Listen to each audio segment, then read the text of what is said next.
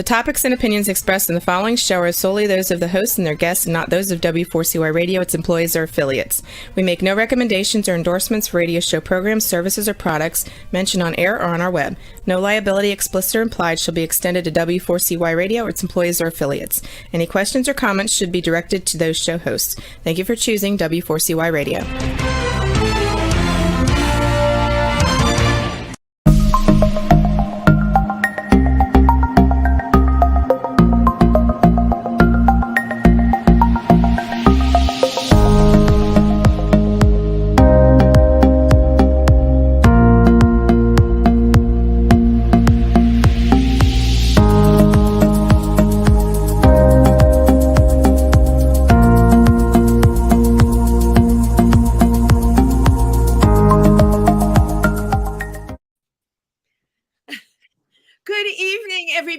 Welcome to Triversity Talk. Thank you for being with us tonight on Wednesday, 7 o'clock. Wendy, Stuart, Kaplan, and co-host Simone, Kraus. Hey, Simone, how are you? Better than I should be. It's been a busy week for me. I like that. That's a good answer. What's going on with you this week? Can you share? When we had our former guest, Marissa from Browsing Around, she ended up doing permanent eyeliner for me. Oh my gosh, wait, this is huge. Okay, so you got right up to the camera. Let me see. Oh my gosh, that's really great. Yes, she does medical tattooing, so she did that for me, and it just, I'm ecstatic about it. But what's even better is, even though we didn't get a pride flag to fly at our town hall in the town of Vernon. Right, I know you were trying to do that. Board of Education had I'll tell you what, the cojones to take it on themselves to vote to fly a pride flag. And it's the first public building in Sussex County that will be flying a pride flag. Yes. I applaud to them. I have a relative on the board, and applaud. It's just amazing that we've taken this big step, and especially in my town. Wow, I know that's huge. You know what? I was going to say we take baby steps, but honestly, in your town, that is a milestone. Yeah, and we didn't, and the LGBT community didn't even reach out to them to even ask or have any input. They just took it upon themselves. I mean, what do you think it is? What do you think changed the mindset? Right, because everything we're hearing out there is, we feel like things have gone backwards, and in many ways they have. So what do you think changed the mindset? We have more progressive people that are on the Board of Education. We don't have the people that want to ban the books and everything like that. We have a very progressive Board of Education that spans the range from middle of the road to, very progressive. And it's a great thing. And they're willing to open their minds and their hearts and listen. So, which is, congratulations on that. I wish it were that way in every other place in the country, right? Yes, exactly. Don't we? Especially with, we have so much coming up with Pride. There's so many Pride events, and this year, because it really is open, right? Many people are vaccinated. I know numbers are going up, but I'll go back to many people are vaccinated and boosted, and will be actually having marches, which is so amazing. Exactly. I know here in New York City, we have our big Pride March. It's the last Sunday of the month. And we have two Pride Marches here, as Simone knows. There's the regular NYC Pride, which used to be Heritage of Pride. And now there's the queer march. They call it the queer. It's got a lot of different names, but it's a different march. So it should be interesting to see how everything plays out this year, right? Exactly. Yeah. It's a month to celebrate all our people that are advocates and activists. And I know we have a great guest tonight that falls into that category. And you hit the nail. That was a great segue, Simone. Thank you. Because our guest tonight started as an activist early on. As a cisgender straight female, she staged a sit-in at her school in a small town in Colorado to honor Martin Luther King. Now, can you imagine, this was not being considered a holiday? So this person really, really put himself on the line at the time. And then, of course, has just led the way with love, compassion, advocacy, is a youth minister in the Methodist Church for the young LGBTQ plus people. And you know what? I have the nicest things to say about Xavier Francesco Saenz. I think I got the name right. Come on in. Okay, where is our producer? Yes, Xavier. I got the name right. Sorry about that. Yeah, no worries. I told you, I ask for very little these days. When I do these live streams, you know what? I've been humbled by live streams because TV is just so predictable, and you know the guest is going to be there, and there's 3 cameras and a whole bunch of people. Live stream's really different, right? We rely on one producer and the person that is coming onto the stream. And as Simone will attest, anything can happen to anybody at any time. We are happy to see your happy, smiling face. Where are you right now? I am in Silverthorne, Colorado. You're in Colorado. Okay. Well, at least we know your location. And we also know there's a little bit of a delay. But we don't let things like delays stop us, Simone, do we? Not at all. Because the show will go on no matter what. So you grew up in a small town in Colorado? Yes, I'm Delta, Colorado. If you blink, you'll probably miss it. Been there all my life. Wow. It's, just a small, trying to get the word out that we do exist there, and we have places for people to go, safe places. Oh my gosh. So I didn't realize you lived in the small town your entire life. And it's interesting because you're probably one of the first people we have had on the show from the LGBTQ plus community that actually came from a really small town. As you said, a town where you blink and you'll miss it. Well, because we hear from so many people, right? That they didn't feel safe, that they didn't fit. And certainly many people that transitioned had to get out of where they were. I love that you are still in the very place where you initially made a difference growing up. Can you tell us a little bit about I love the Martin Luther King Day story. So your school was not acknowledging Martin Luther King Day. No, you basically, I guess they don't see people of color being brown. And so, I knew what Martin Luther King Jr. was about, what he stood for. And, talked to a couple friends and said, we shouldn't even be here today. And they're like, we should sit in the hallways. And we're like, yeah. And when the principal came out and said, well, who's responsible? They all pointed at me. And I didn't realize it was my first bit of activism. So how old were you? It's quite. What was that? How old were you? What was your age? I was a junior in high school. Wow. So I was about 15, 16 years old. And, I'm curious, what was the demographic makeup in your school? What were people's backgrounds, would you say mostly?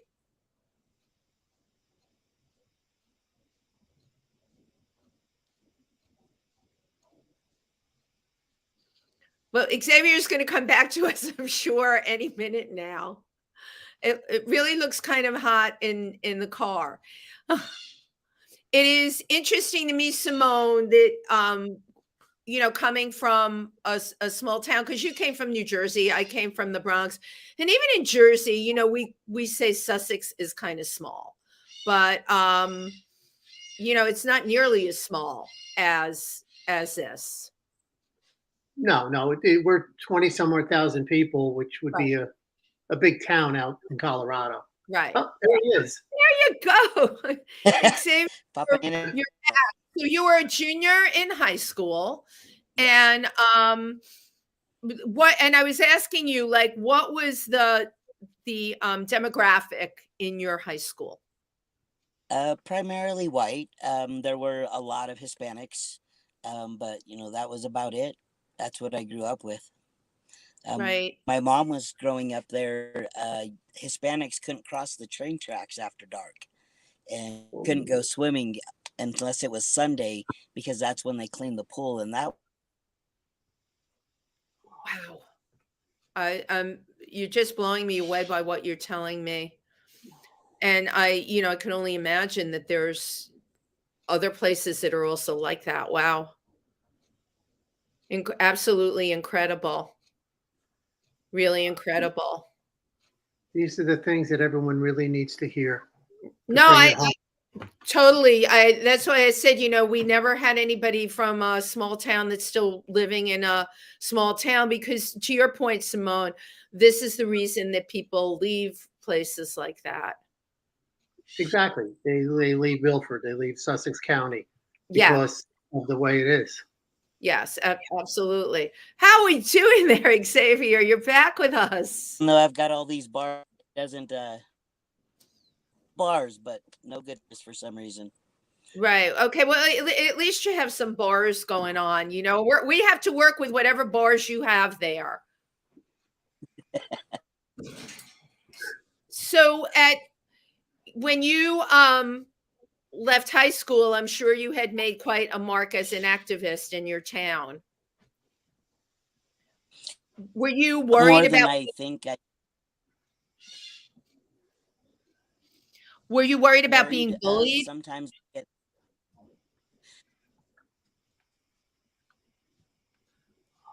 Sorry, you cut out there for a second.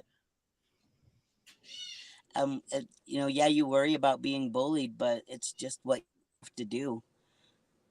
Right. You don't really have much of a choice. You don't have much of a choice. So, you have, you won the, I want to get this correct, the Cesar Chavez Foundation in Grand Junction Person of the Year. How do you get to that point when, like, you can say you're bullied, but you don't have much of a choice? How do you keep love and compassion in your heart? I would have to say I was raised well. You were raised well. My parents may not have understood, but they always showed me love. They were always there for me. My sister is my rock, and I love that. I've been very blessed. So my sister has always been there for me, and I know I have a lot of faith. So I try to see the best that is out there. Do you think that has really helped you, right, with forgiveness? Because we talk about bullying a lot, right, in the LGBTQ plus community. We talk about bullying as kids, and Simone will attest to this. So bullying doesn't stop as kids; it goes on as adults. What happens in the community, in the trans community in particular. I still see bullying all the time from other members of the LGBTQ community. They may not call it that, but that's, at the end of the day, that's what it is. How do you take the high road? I have a trans child as well. And so I always try to make sure that I act in a way that somebody can't make me the bad person, although usually that happens anyway. But Right. trying to be the best version of myself that I can be every day, so that I can show the youth. Well, so you can set an example, right, for the youth. That's not always so easy, though. It can really be difficult to do that, especially even when we read things in the media. I read things, they just make me angry, and sometimes I hold on to it. You feel that way, Simone. Oh yeah, I mean, when Xavier comes back, I do have a question for him. Yes, and he's back. Okay, you're back. I have a question for you. Now that your child came out as trans, how was your first reaction? Because I remember when a writer that I know, Jennifer Finney Boylan, who transitioned, and then when her child came out and said, I'm transitioning to female, to my gender identity, it took her, it really knocked her backwards. It was like, wow. And she had a lot of the same emotions that cisgender people did when, their children came out to them. So it was kind of interesting. I was curious when Xavier gets back. Right. As a parent, right? Like what? Yeah. Exactly. And Xavier is on his way back. I can feel it, Simone. This is like Star Trek, right? Where Scotty keeps beaming the guest up. It's like we have to cross the continental divide. Right. We have to go. Right. That's what we're doing here tonight. We're crossing the continental divide here. But yeah, that is a good question. We've talked to a lot of parents, right? And one of the things that really stuck out in my mind, I think it was the show we did with Dr. Ann, where she said, when the child comes out as trans, you grieve. Yes. You grieve. I never thought of it that way till she brought it that way. Yeah. But it's interesting, the viewpoint that when you're trans and then your child comes out trans, does it knock you back a step or two? Like, oh. Great question. With me, no. It was you worry for them even more, but Yes. It makes you step up a lot more too. To be that better person and to find more role models for them as well. Wonderful. Now you're in a small town in Colorado. Are there role models there? Oh, so many. We have a large community here. You have a large community where you are, and that's brilliant to hear. And that's my stereotypic bad, right? Because I'm here in New York City or New Jersey where Simone is, and we, everybody's everything, and it's all good, right? But we think in our heads, you get out of like the Northeast or California, and everything is so scary everywhere. Thank you for telling the truth and putting it out here on this show today. I love that you have the support in your town. Now you're a minister. Yeah, I'm a young people's minister. You're young people. What made you choose to become the young people's minister? Well, first I was asked, and that's it's been my dream to use my faith to help other people. And unfortunately, a lot of the people in the LGBTQIA2S+ community have been pushed away from the church, and I want to be there to tell them it's the people, it's not the church, it's not God, it's not Jesus, right? It's the people, and you're loved, and you're perfect just the way you are. Right, and to have you to be able to communicate that to them. Although I will tell you from other shows we've done with people from the ministry, the Methodist Church really seems to be the most open. Am I correct when I say that? It seems that way. They have a reconciling ministries, and they seem to be trying. But it all depends on the people in the church to take that action and to actually do its work. Wow. And for I was blessed with the Lutheran church that I belonged to. When our pastor left, we got a new pastor, and the council actually picked someone that was lesbian, and she is such a great pastor. And it was so comforting for me that when she took this position to come back, and in her first sermon, it's like I'm looking around because it's like, okay, are you really just talking to me, or is it just happening that way, that this is really, hitting me right in the heart? So yeah, I am so happy that you are leading for the young kids. It'll give them faith, and that's something that people need. Right. Well, yeah, to your point, Simone, people need faith, I think, with everything going on now more than ever.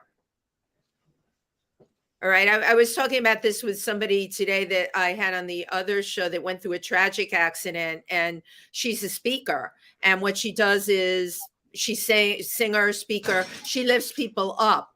Okay. People that have experienced horrific traumas, right? And we were talking about, she just spoke in a high school in the Catskills, and she was very disabled by an accident that happened to her. These kids weren't, but these kids actually said to her that they were happy she was there because they needed to talk to somebody about how they're feeling. These were like 8 and 9-year-olds. I think with everything that's going out in the world from the pandemic, where it started, to the politics, horrific politics, to everything, I mean, my God, how do we run out of baby formula? Do you ever ask yourself that? Imagine being... You really want an answer? I mean, imagine, right, being the parent of a newborn baby.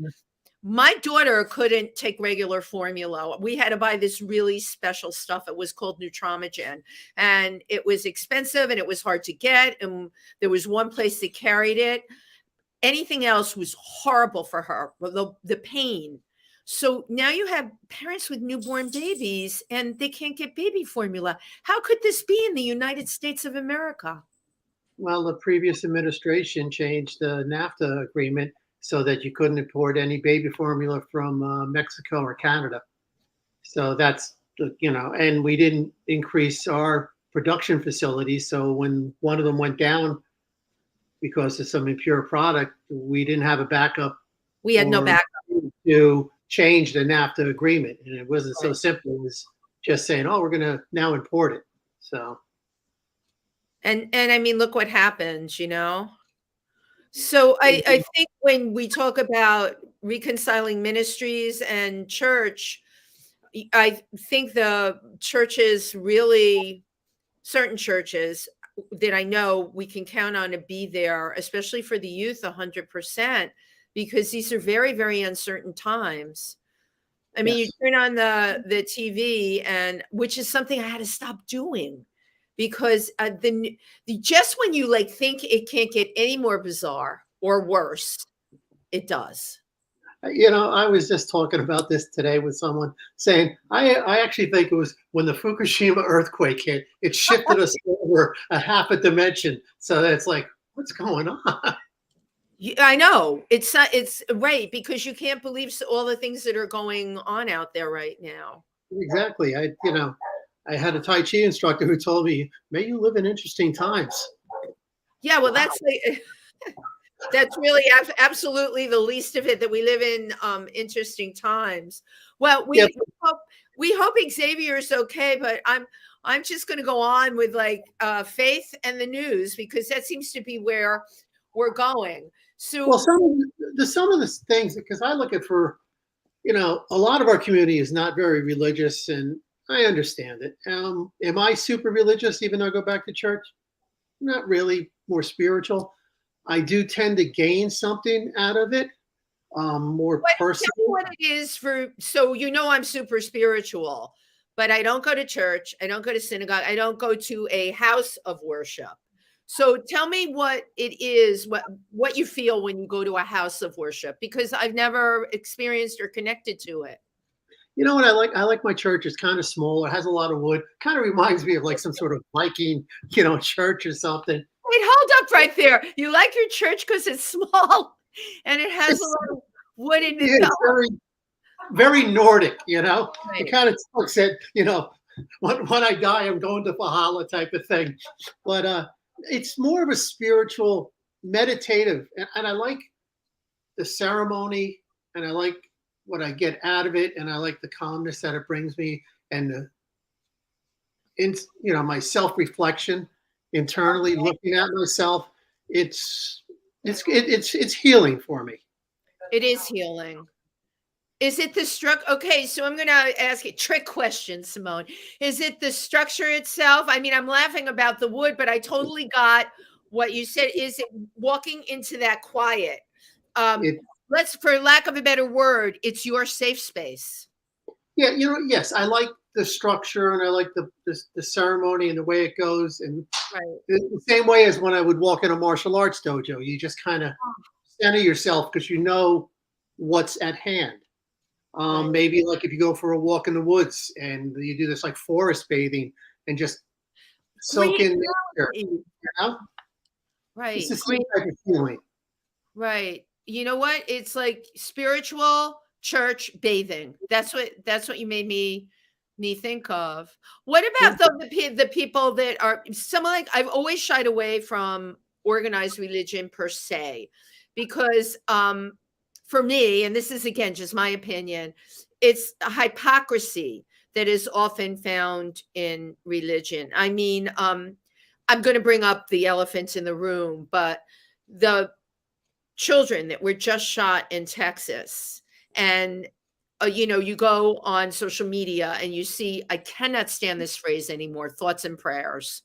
I mean, come on, folks, you know? It's just a joke, thoughts and prayers. We remember when they had that one picture of the black man that was hung and then shot and then mutilated. I remember. And I think it was. We need to have a moment like that. I mean, I really hate to say it, but they need to show the bodies what that person did to these children, and that would shock people into like, this is outrageous. This is outrageous. I mean, the sad thing is these children were shot in the head, and now the parents have to do DNA tests so they can identify the child. Right. I mean, this is horrendous. I mean, and I'm a gun owner. You don't need an AR-15. That bullet, the only thing that thing's good for is hunting gophers. Right. I mean, you shoot a deer with that, you're going to wreck the meat. You might as well just throw the deer away. But okay, but there's two issues here, right? The gun, right?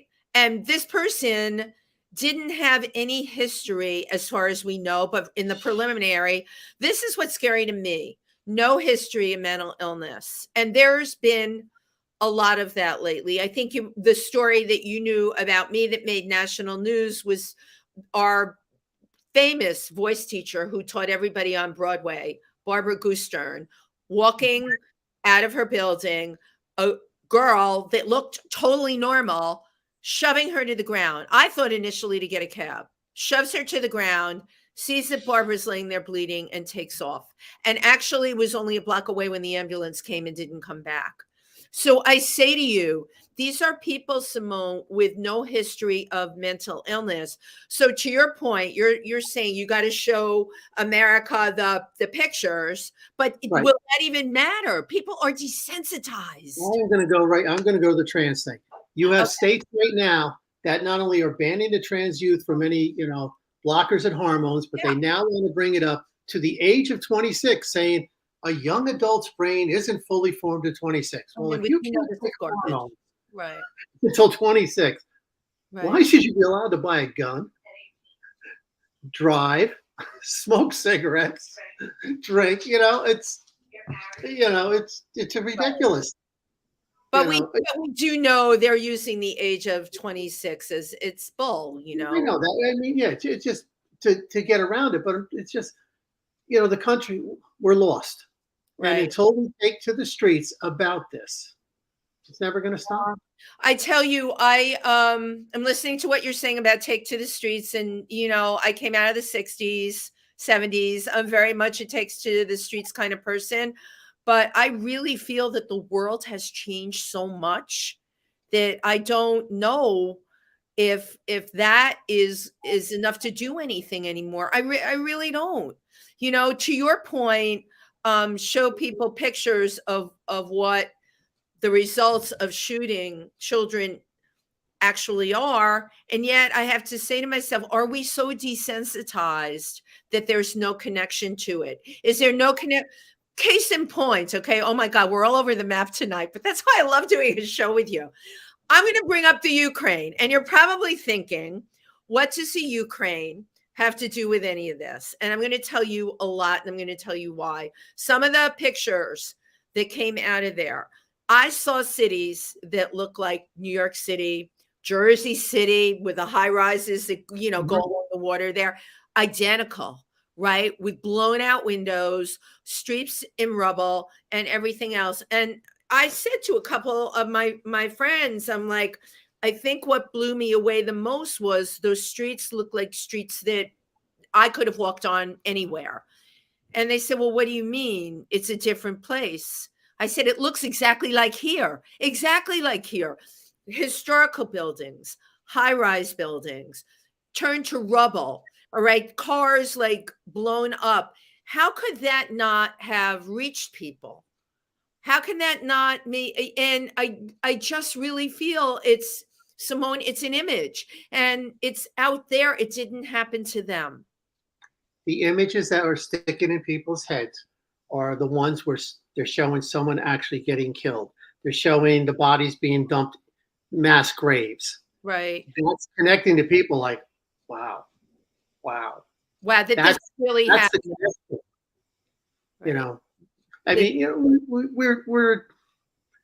we're a society that has evolved to this point of, you know, we're so extreme and so divided.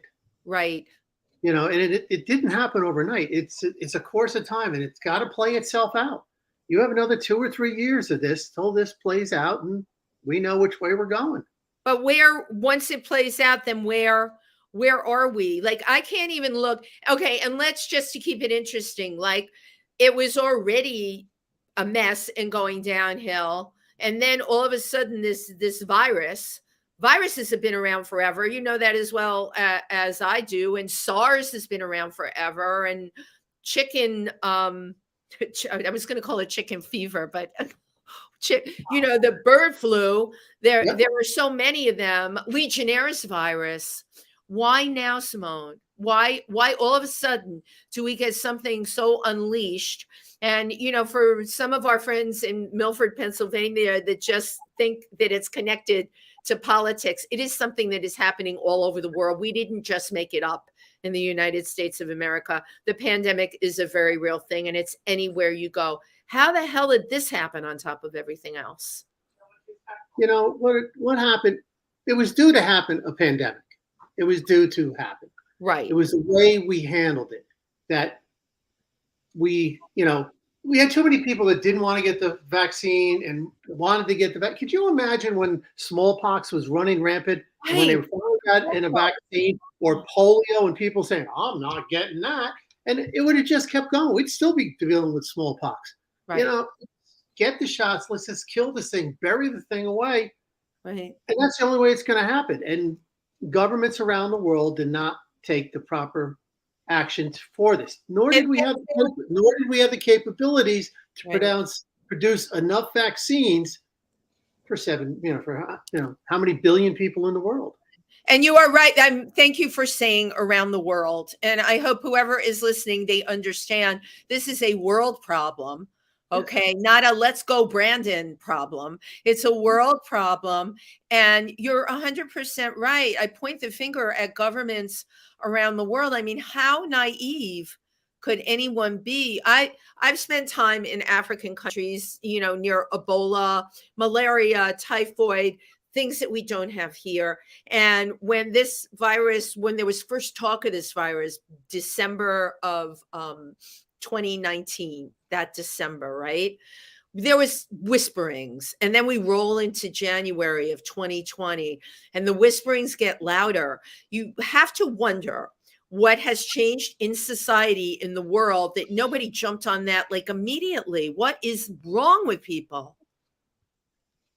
You know, everyone was wearing a mask, and they're still, to me, I think they're still trying to figure this virus out. I mean, I remember when it first came out, I read about, and they were saying it's going to take 3 to 5 years, and we're going to have to go through a couple variations till it starts working its way down. And we've gone through enough variations that we can do one shot like vaccine that'll cover it all.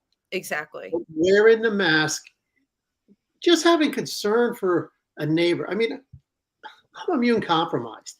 Yes. So even when, you know, COVID was down, I'd still wear a mask. You know how many times I'm in the supermarket and I get someone walking by, go Brandon. I'm thinking, like, I really want to take that bottle of Pepsi out, whack it in the back of the head, and just say, "Oh, he's doing well. He's doing well." Yeah. Right. Or shake it up and take the top off and just watch it explode. I mean, the thing is if you don't want to get the shots, let's just wear the mask. You know, think about your neighbor. Think about somebody else. Think about the elderly person down the street that might not be able to get the vaccine because they have so many reactions, or Right. you might give it to a coworker who takes it home to taking care of their elderly parent. It's just consideration for another human being. The world doesn't revolve around you. Okay, so I'm bringing it full circle. Consideration for another human being. You go into your house of worship, that place that makes you feel great. And unfortunately, I don't know what happened to Xavier, but I know Xavier's out there, hopefully listening. We need more people like Xavier, right? That are going to go in, all right, and start to work with the youth, and certainly with LGBTQ youth. And when you can get them back into the church or a house of worship or any kind of faith, the base of everything at the end of the day is kindness. And whatever happened to love thy neighbor, or I am my brother, for lack of, I don't have a good pronoun for this, so I'm going to use the quote, I am my brother's keeper. What happened to those words? They're empty words. They're empty words. The thing, okay, I came across finding out about Xavier from the show We're Here. And I know Ashley Rohrer, from the HBO, and I asked, hey, you got any good guests? And she put me in touch with Xavier. And he was in season 2, episode 8, the finale. And he had a small part there. And there was Dustin, who was differentially abled, had cerebral palsy, and was trans. And it's a great show because what it does is it empowers these people to feel better about themselves and really take that next step. But seeing Xavier being like the drag father to Dustin was so touching. Completely inspired. These are the trans people we need, ones to stay out there invisible and help these young kids, so they have a positive, Right. figurehead, and Xavier did so much. I mean, I could go on and on about the show, but it's. Well, you know what? I would like you to go on about this show because most people, like you and I, knew about it, right? Because you had put me in touch with them and I spoke to them. But tell us about the show and also where it's airing for people that want to see it.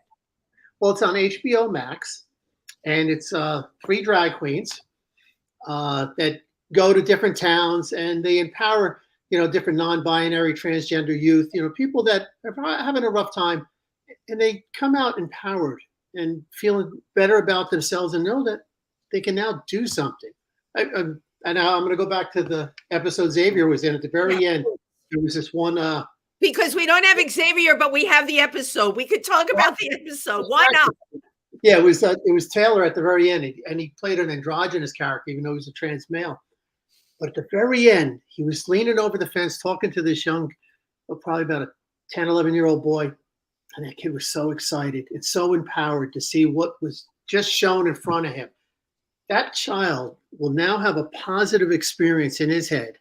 Right. So that when he runs into rough times, he'll be able to pull that good feeling up about myself and my community.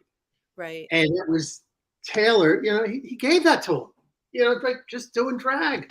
And he empowered himself. It's probably one of the most wonderful shows out there. I mean, they got some really good drag queens, but they have one on there, Bob the drag queen. So I know Bob the drag queen. Bob the drag queen has actually got an upcoming show, and I should announce it at Don't Tell Mama in New York. I don't have the exact date. I've always loved Bob the drag queen. You know why I love Bob the drag queen? Because Bob the drag queen is big, and really is very masculine in many ways and delivers every word very deadpan and funny as hell. And there's nobody like Bob the drag queen. Bob, okay, I was a pipe fitter for 40 years. Bob would have made a great pipe fitter. Bob, right? He has that attitude and that air about him. Right, he's wonderful. I'd love to get a pair of welding gloves and a welding shield on. Here, strike that arc up. Show me what you can do. That's hilarious. Let's see your stuff, Bob. Exactly. But as you know, Bob the drag queen in the drag world, in the LGBTQ world, everybody loves Bob the drag queen. So using role models like this on a show and going into small towns to give people something to identify with is absolutely brilliant. It's great. You know what it is? If you can empower somebody that really needs that, so that they now have that feeling, that muscle memory, that'll carry them a long way in life. And it's really a priceless show for what it can do for people. And I look forward. I can't wait for season 3 when it comes out. Right, You know? right. And if Ashley, you're watching, I know because maybe It's Xavier running on HBO Max. Oh yeah, it's still you can catch the first 2 seasons on HBO Max. Right. I mean, we'll have to get Xavier back another time when he has a good connection. Yes, well, of course we want Xavier back when he has a good connection, but we can also, talk about, I started the show talking about the sit-in that Xavier organized as a straight cisgender female. And then at somewhere in Xavier's life transitioned. I know Xavier identified lesbian. This is all from what I read. Of course, I wanted to talk with Xavier tonight, and we will in the future, but it's amazing. Has a blended family now, which is incredible. Just what he's done for that community. Right. We need more people to be examples that they're doing things for others and not doing it for themselves. I mean. Yeah, but Simone, most of the people, I believe as a society in the world, we're in transition now. This is definitely a transitory period. I asked you, where do you think we're going to be on the other side in 2 years? I don't know. I really don't. In my Wendy wishful thinking world, I'm hoping that I seem to be meeting people like Xavier. I had an incredible woman, Teresa Sorreo, on my show today. My God, has just went to Walter Reed Hospital where young men had been disfigured by IEDs. Okay, they're horrible the way they blow up. But what she calls them, this silent killer, because you don't see them. And it took her 4 years to get into Walter Reed because she wanted these young 22-year-olds in Walter Reed Hospital to see her after a horrible accident that happened years ago. She lost basically her entire right leg, but her right side, her hip, everything. And then went on to not only perform cabaret, write music, but she became a volunteer at Bellevue Hospital for the trauma ward. I mean, I could just go on and on about Teresa and sing her accolades, but what was the most incredible, the kinds of people we're talking about are the people that are getting out there and they want to make a difference. And some of these people have been traumatized in their lives, or like Xavier said, had very loving parents, an amazing sister, and bullying. None of that was going to get in the way of the essence of who the person is. But you know what, Simone? I call these people our soldiers of love. They're the soldiers of love that are really carrying it forward. And many of us say, well, there ain't no room for hate here. You know what? You really have to practice it. You have to think about it every day of your life. Yeah, there's people out there. I had a martial arts instructor that said something once that, because a lot of martial arts instructors will hold back like the really good stuff, so they always have an advantage. But this one man taught in such a way, he taught everything he knew. And his thought was, I want my students to stand on my shoulders. Brilliant. To have more information, be ahead. Right. That's the way I look at being an advocate. I want all the youth to be able to stand on my shoulders, have a better head start on it. Right. But we all need to have that one person in our life that you really kind of mimic because you were so impressed by them. When I first got into trades, and I was almost laid off out of work, and it was really rough. And I was working for a guy named George Bunsen, old crusty guy that everyone didn't want to work with because he was George Bunsen. If you're listening, we just called you crusty. Oh no, he's just grizzled.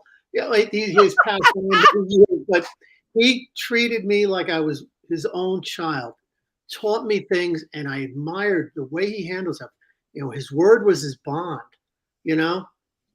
you treat people the way you want to be treated, and you don't let anyone get picked on. You stand up for others. And if someone brings a fight to you, you might not win the fight, but you want to make them know that they were in one. Right. And wow. I owe everything in my life to him. George Bunsen. I think of him every day. I know that my father died when I was 14, so I never really got to know him that well. This was your mentor, really. And George taught me everything that my father could have taught me. Right, right. And now I know how you pay it forward in the community, which is, and that's what people need to understand. You have some incredible mentor that's passing it down, standing on their shoulders. You can pay it forward, which is really what it's about.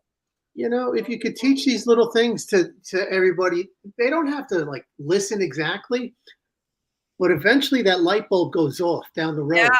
And, you might say something to somebody and you can see the look in their face, like, okay, yeah. And then down the road, maybe 2 or 3 years, the light bulb will go off and goes, man, that Wendy Stuart was right. Right. And it's a wonderful thing, that can happen. I look at one thing. My wife's grandmother was like this, and that if you're gone for many years and people are still talking about you, you did good. And there you go. And you know what? That is a perfect way to wrap up the show. If you're gone and people are still talking about you, then you did good. And anyone who's listening, please remember that. That was your grandmother's pearls of wisdom, Simone. That was Mary's grandmother. Chucky. Mary's grandmother, right. And Mary is Simone's wife, and she's an amazing person as well. Thank you, Simone. You know what? I always love co-hosting with you because no matter what happens, and we all know in the world of streaming, anything can happen anytime. Xavier, Francisco, Saenz, we will get you back on the show again because we really want to hear what you have to say. Thank you, everybody, for listening tonight. Take care of yourselves and do something kind for somebody tomorrow. Thank you all.